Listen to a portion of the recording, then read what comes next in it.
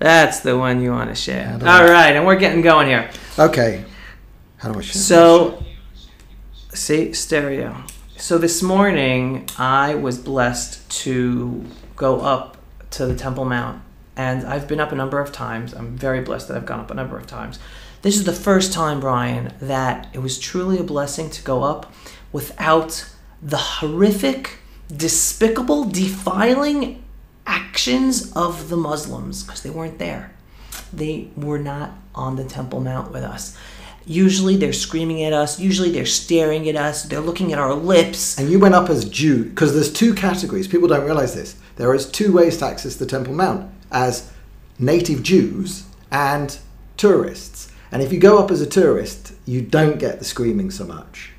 Right. But if you go up, if you declare that you're a Jew, or it's obvious that you're a Jew because you're wearing kippah, I think I'm pretty obvious. I'm a nice religious Jew when I go up. Yeah, and so they make sure that we have to go in our own small groups. They only allow us one group at a time. If there's one group of 20 native indigenous Jews up there, they don't allow any other group of native indigenous Jews until the first group is off. So it's crazy. But this, even with that, because they still maintain that this morning, but usually when we go up, we have the Muslim Waqif people and those women and men who are staring at us, screaming at us.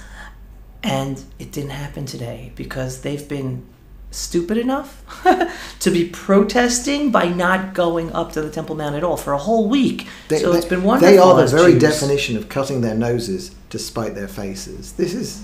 Right. Even though their protest against metal detectors, that's what they're protesting against. So I've got to tell you my story from 1984. Okay, I've only been up to the Temple Mount twice in my life. The first time was a long time ago. The last time was in November with Tom. Just recently, right? That was the very first time. I've been here 8 years, and that was the first time I tried to go up there. Right. And it's made somewhat complicated if you live in Tel Aviv, because to go up in the morning, you have to be there pretty early. So, you've got to be in that queue. It's a bit of a hassle. So you have to really make an effort. Right. So, anyway, now... 1984. 1984 was the first time I went up there. And I was a kid. I was here for it was actually my bar mitzvah trip. And I was with my uncle, who is a professional photographer. And he had all his camera gear. And it was 1984. It was pre-digital. Everything was little rolls of film. Remember the little canisters with the little lids? We do. Our kids don't. They have no idea. Anyway, we went to go up to the Temple Mount, and there was a security checkpoint. Right. And the reason I remember this distinctly is because my uncle had a fight with the guard over... He didn't want to put his film through the X-ray scanner because it used to the earliest X-ray machines used to fog film. Right. And I distinctly remember this big argument in Hebrew going on between my uncle and the guards. Right. And of course there was a magnetometer and an X-ray machine, as there is today, to go to the Kotel. Right. And the first time I was aware that the Muslims didn't have the same thing on their side was on Friday. That's crazy. I had literally no idea that all these years they've been accessing the Temple Mount without... Now, it made me think. Actually, my friend told me this at lunch. Yeah. Okay, picture this. If they're really scared of us doing another... they're really scared of a Jew doing a terrorist attack, right? Okay, They keep telling us this. Yeah. Oh, Baruch Goldstein, Baruch Goldstein. What is there to stop, last week, a Jew dressing up in a burqa, putting an assault rifle underneath a burqa, because you can put anything under a burqa, going onto the Temple Mount, going up to the Temple Mount and mowing people down? Sure. What has been stopping that for the last 40 years? Apparently, not even a metal detector. Right. Nothing. Nothing, literally. Nothing. Put on a little bit of eye makeup. Here, Brian's makeup tip. Put on some eye makeup, wear the whole thing with the eye slit, walk up to the Temple Mount. Right. They're obviously not scared of that happening, because otherwise they'd be demanding. But yet, at mosques across the world, including Mecca and Saudi Arabia, unbelievable security, metal detectors, cameras everywhere. Yeah. But for them to have cameras... So here's the thing. For them to have cameras or metal detectors on the Temple Mount, that is horrendous. Yes. Why? What's the difference? In Mecca or in any other mosque, it's the Muslims who are watching, who are making sure there's security for themselves. Yeah. In Israel, on the Temple Mount, it's Israel and the Jews who are ensuring the security, and for them, it's a power struggle. Yeah. They don't want to allow Israel or the Jews to be in charge of security and be able to look after them and stop them from bringing weapons. It's control, onto it's the Temple power, Mount. it's all of those things. You're exactly right. But what we arrived at, I mean, today is Thursday, tomorrow is Friday. Friday's the big day. The day of rage. They're right. They are. Sunday, Monday, the police. Happy days, Tuesday, Wednesday. The weekend comes. Anyway, the police and the army are preparing. They are preparing for hostilities. But tomorrow. this is the big question. Now, I think that this could be a pivotal moment in Netanyahu's life. If what? The decision that he's making tonight of, does he back down? Does he take away these obviously necessary scanners? Right. Does he give in to jihad? Does he give in to the blackmail demands? Now, I think the White House, thankfully, has been as neutral as it's possible to be. You know, they've just called for restraint from both sides. They're very clear it's both sides. No, but I'm still taking... I understand the State Department. Yeah. I understand the geopolitical situation that Trump and Netanyahu want to work hand in hand with Saudi Arabia to go after Iran and go after ISIS. I totally get that. But here, it was Muslim terrorists who murdered Arab Israeli policemen. Not even Arab. Let's not even call them Druze. Druze. It's different. Fine. Israelis. Right. Murdered Israelis. It's because of their own terror that these security measures are necessary, and yet the White House still can't call out and say, what are you talking about? You guys are terrorists. You smuggled weapons onto the holy place of the Temple Mount. Your religious Muslim Waqif authorities assisted in smuggling and hiding them. You can't be trusted. Of course there should be metal detectors. Back down. I'm sorry if I'm naive if I'm thinking that should truly be the White House response or the whole world response to this. So I still don't like this neutrality bit. I understand the geopolitical perspective. I still can't. Like, really? Okay. You know what? I guess I'm still living in the Obama land, and this is such a huge leap forward from you better back down, you nasty Jews. So I'll take it. But it is a huge decision resting on Netanyahu's shoulders. You know, we're not.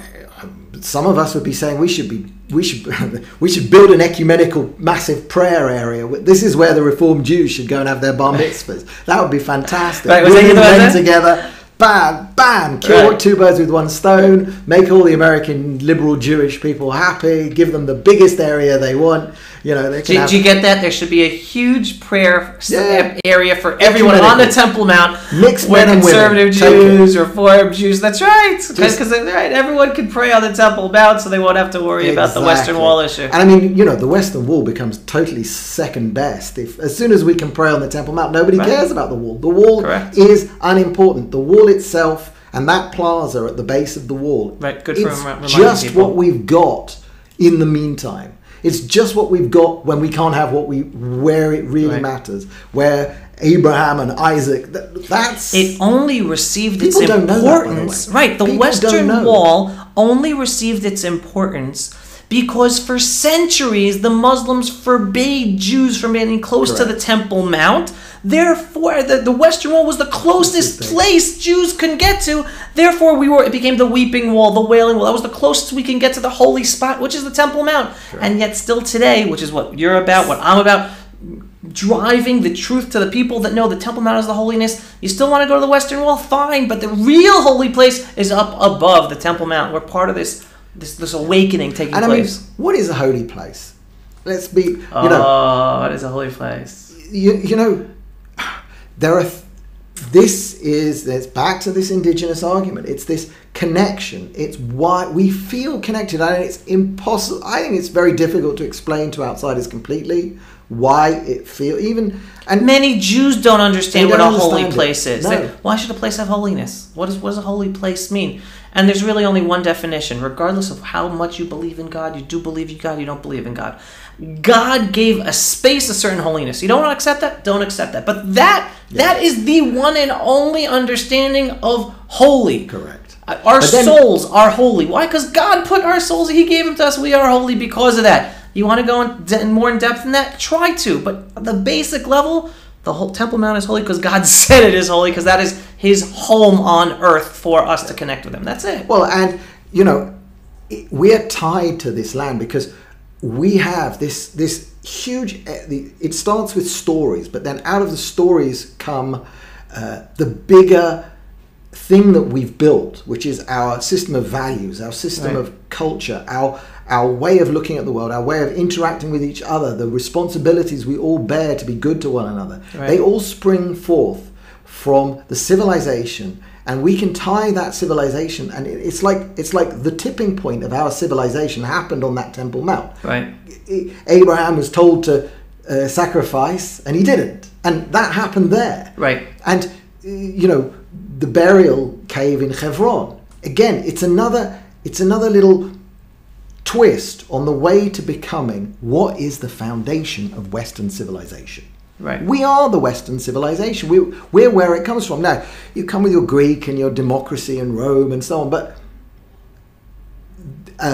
we adopted bits of Greek into how we became later. But underneath, as this system of values, the Ten Commandments, the Torah, which you either say came from God or smart Jews invented it, but it underlies the whole of Western civilization, and that's a point perhaps to move on to Hungary.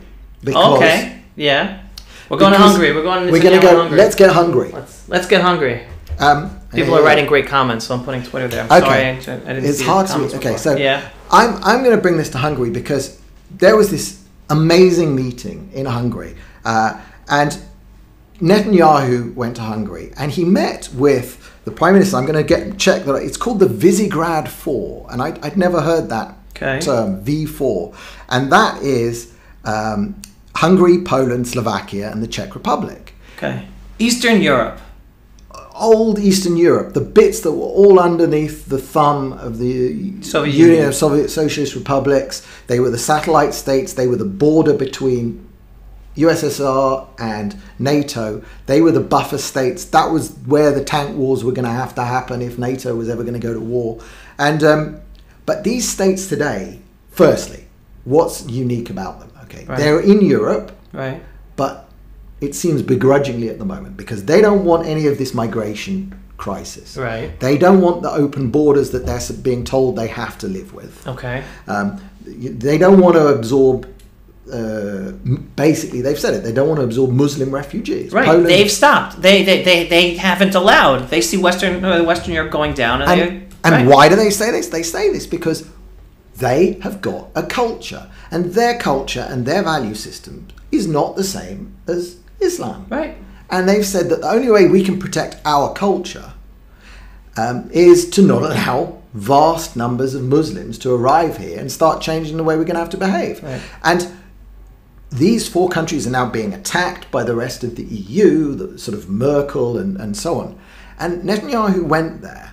And it's a very interesting meeting because I see in these four countries, and Hungary, of course, had this huge campaign of billboards with a picture of Soros on, which we spoke about last time, saying, we don't want Soros in our country meddling with us, trying to force us to accept open borders and refugees. Right. And in America, they jump on this and they say it's anti-Semitic. It's not anti-Semitic. It's anti-George Soros. That's for sure. George Soros happens to call himself a Jew. Even though he is anti-Israel, so most Israelis and Jews are against him as well. It's not... Everything he touches here is a disaster. Right. It's an anti-Israel NGO. He funds all of the biggest anti-Israel causes that do us down and want to turn us into, basically, and open yet another Arab Muslim state. Right. So he's no friend of Israel. He's no friend of the Jews. Correct. They put up these campaigns. Apparently our ambassador at first made a statement saying it was terrible, and then he got slapped by the foreign ministry who said, reverse that, we're not friendly with Soros. So into this drops Netanyahu. He gives a great speech. Yeah. And alongside... I didn't see it. Yeah, I didn't hear it. Yeah. It's a great speech. And actually there was one line, one line quickly. Yeah. He I need that line, I don't have it in front of me. He passes over the Holocaust in one tiny little sentence. It's like, that happened, we've rebuilt.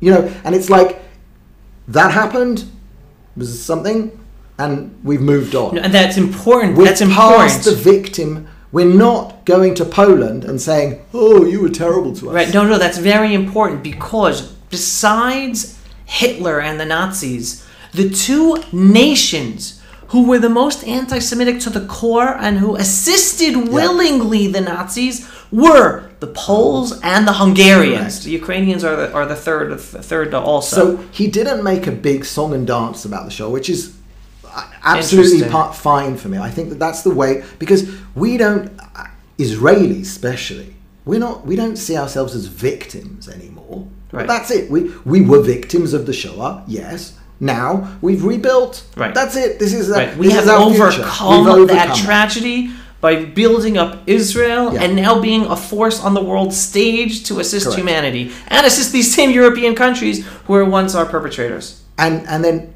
whilst there, Netanyahu got caught in one of these open mic situations. But what he said on the open mic was all of this stuff about he can't understand what's Europe doing. Its culture is disappearing. It is being wiped out culturally. And it's not putting up a fight. And these four nations of Eastern Europe, the ones that the Soviet Union had tried to suppress.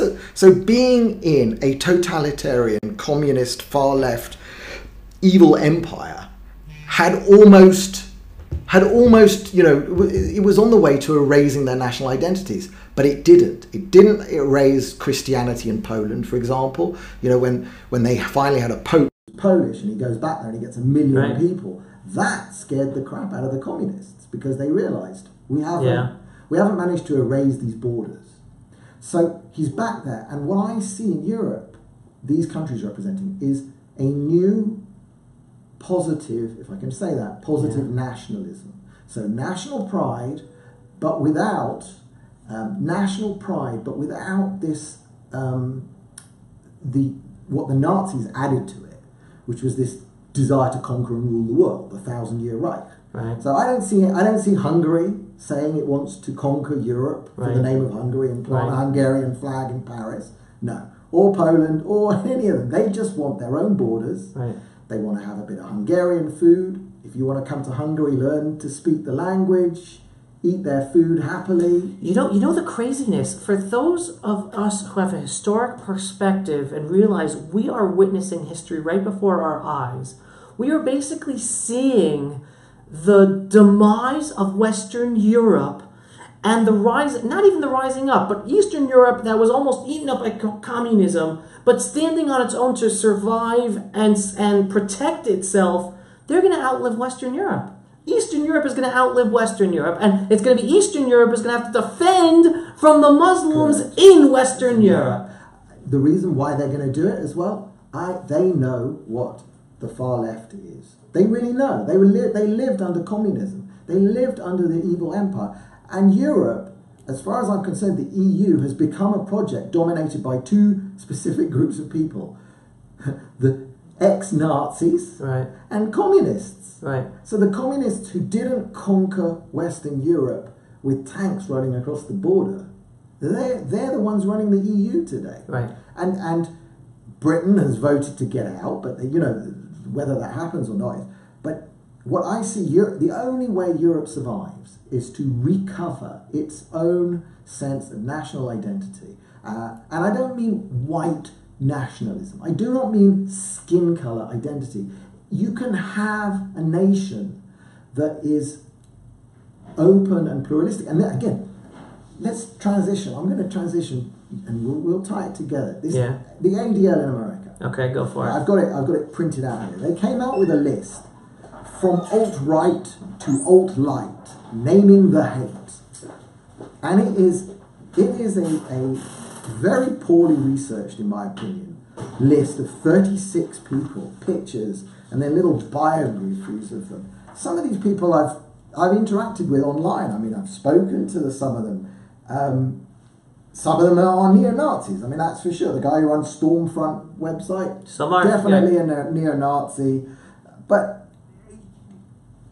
the fact that they put all of these people on the same list is very, very dangerous, very insidious. It is an example of, this is a far-left, Saul Alinsky, Soros money-backed organization. And the problem is that the Anti-Defamation League has a history, a good history for Jews. It is absolutely identified as a Jewish organization. And this doesn't represent me or my thinking. No. This is terrible. What's the new director's name? Jason something or other? I don't want to get it wrong. So in any case, Greenblatt. Jason Green. No. He's the good one. That's I told you I wasn't going to say it. Right. I think his first name is Jason. Want to say the name. I think his first name is Jason. He was he was part of the Obama administration. Yeah, he was. And he's now the head of ADL, so you could see what his ideology is in taking the ADL off of its traditional position of fighting anti-Semitism, and it's now going after everything that the Obama administration believed was bad for humanity. If I can find a commonality to all of the people on this list, it's not alt-right or alt-light or whatever these crazy definitions they've got in this document. It's they all supported Trump vocally. So this is essentially... Because an anti-Trump list. Out of 30... No, Jonathan Greenblatt. Oh, thank you. Jonathan Greenblatt. Jason's the new... Thank you. Because Jason's the peace envoy. It's terrible. ADL is now fighting for Sharia law? They are, of course. They are? I'll tell you why. It's crazy. But it's crazy. The ADL... Yeah, Jonathan Greenblatt, it has to be stopped, yeah. What they're doing with this... Because out of the... You see, America voted 50-50 for Trump. 52-48 right. For Trump, Clinton. So, that means that what they're saying is they cannot find a single vocal Clinton supporter to put on a list of anti-Semites. They can't put Linda Sarsour on this list. She's not on this list. She is their poster child. Exactly. So, all 36 have differing political opinions. And that, I'm afraid, is just not acceptable in the modern world. You cannot just snarl and sneer and call people Jew haters. Right, and let's just clarify again. There are some people on this list that should be on this list, right? Well, no.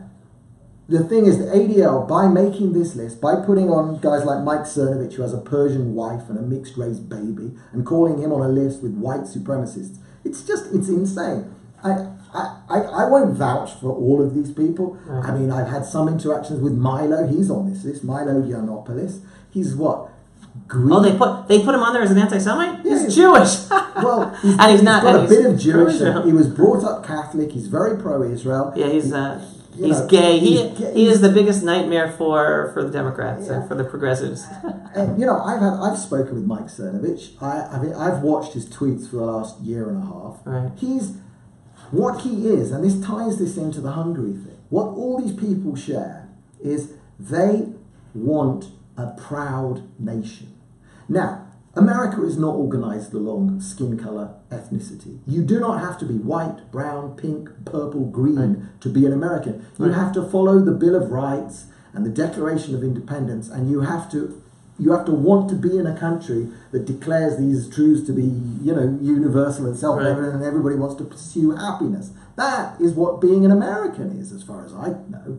It's not black, it's not white. Now, some of these people will say that there is a white genocide going on and that there's a deliberate attempt to make whites less in the population. I don't like anybody who talks in skin color, because what then these people do is they say, oh, you Jews, you've got your ethno-national state. That's what they call us, okay? So they say you've got your religious ethno-national state.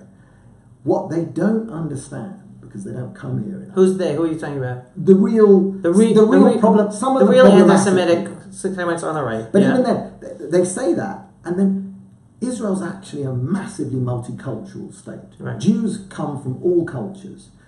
There's many. Like after being in exile for 2,000 years, we were spread across the world and we're finally all together again. What joins us all together? A value system. It's Jewish values. We are united in that. And America has also got a value system. It's based on Judaism through Christianity. Values. And those values should keep you together. Britain, all of the Western European countries share that same value system. Right. But if they try and bring in the Muslims. Now, I'll tell you something I read in Douglas Murray's new book. And I didn't know this. After Merkel made her speech saying she was going to let everybody in. Oh, like 2 years ago? Yeah. And a million, came in a year. Apparently she had a phone call with Netanyahu. And she said to him, how did you do that thing with the Russians? Because what we did here with the Russians, it was in 10 years we took 1 million people into a population of about 5.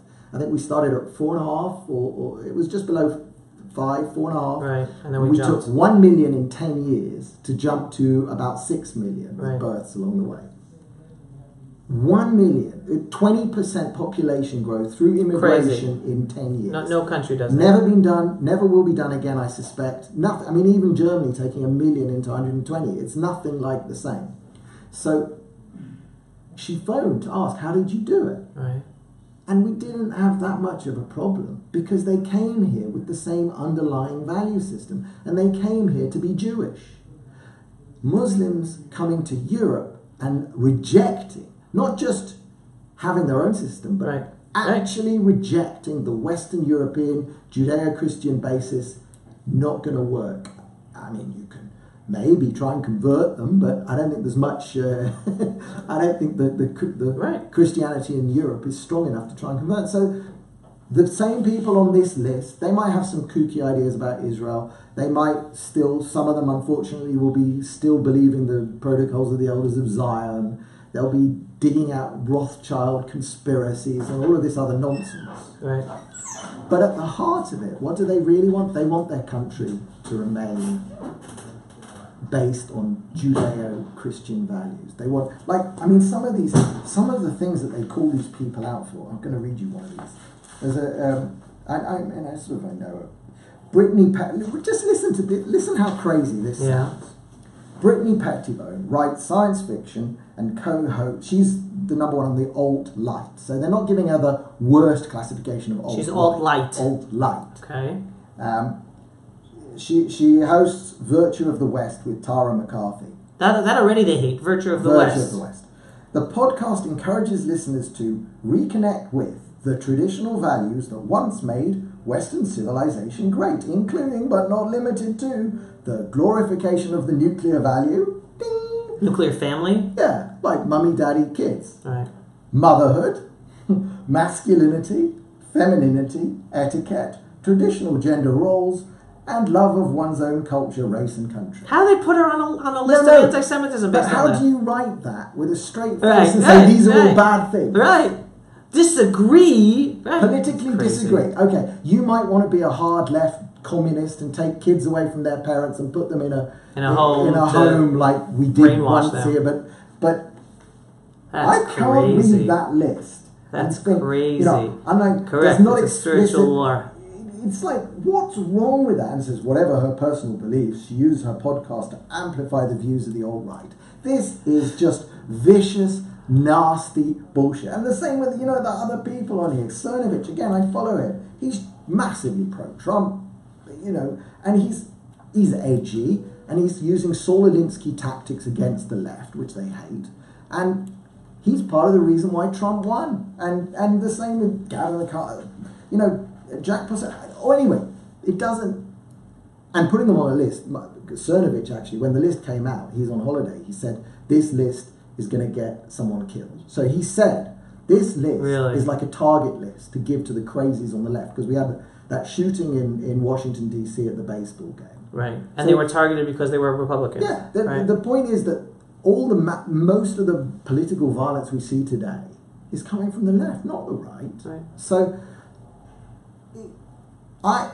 I'm quite hopeful. I'm happy to talk to these people. I'd like to correct their misapprehensions on what Israel is, because the trouble is, if they keep thinking that it's this white Ashkenazi Jewish state. If they think it's right, if they think that this is coming as establishment Jewish world is calling them out, that if the majority of Jews think this way, then that can push them to be anti-Semitic. The ADL, we never want to blame Jews for making anti-Semitism, because that's like blaming the girl for the short skirt for being raped. But oh my gosh, I'm getting close. You're certainly, ADL, you are making it worse. You are making it worse. You're not helping. And the thing is, I know, with the far left, with the Palestinian flag waving, Palestinianized BDS people, almost no chance we're going to recover them. But actually, some of the people here, if they understand indigenous, what being an indigenous Jew in Israel is, we can work with these. I know some of them are terrible. be part of my life. He's writing, ADL is no longer a Jewish organization. I agree. I think we very much agree. Unfortunately, the direction that Jonathan Greenblatt has taken it, he's made it part of the progressive left. Correct. Which, unfortunately, a lot of progressive left Jews in the establishment of America are doing that to the Jewish community. Not representative of the Jewish people, not representative of Judaism. They're doing it as part of their identity politics as Americans, as leftists, as socialists, and they are splitting and creating havoc. Correct. To the identity of the Jewish people and in America. Doing this, the ADL did this the week after the Jewish Chronicle and the Jews in Britain did the same attack on Tommy Robinson. It's very. You think they're all organized? Do you know what? Think Soros is pulling the strings up on top? I absolutely think that the timing is not coincidental, and that there is an out and out attempt to delegitimize anybody standing up for national identity. Okay, we got a great comment we got to deal with. Mike just wrote something, and Mike, I'm going to disagree with you.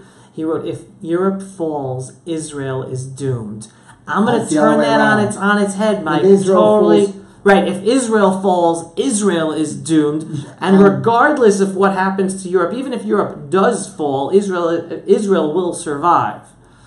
Israel is now helping Europe and stand up to the growing terror and intolerance of and threats of violence of Muslims in Europe. They are coming to Israel to learn how to deal with it, even though publicly on a politically correct level they are not dealing with it at all, and they're making the situation worse. But no, I mean, I hope Europe survives and doesn't become overtaken by the Muslims like it did centuries ago. And by the way, someone made a comment about the Crusades, and this is very, very important, because so many people, and you probably know this history better than I do, so many people mischaracterize the Crusades. Okay. They look at the Crusades as a Christian war against Islam. That's not it. The Crusades was the defensive war of the Christians against Islam, because Islam was overtaking the Holy Land and the Christendom of the Middle East, Near East, and Europe as well. And in the end, it failed.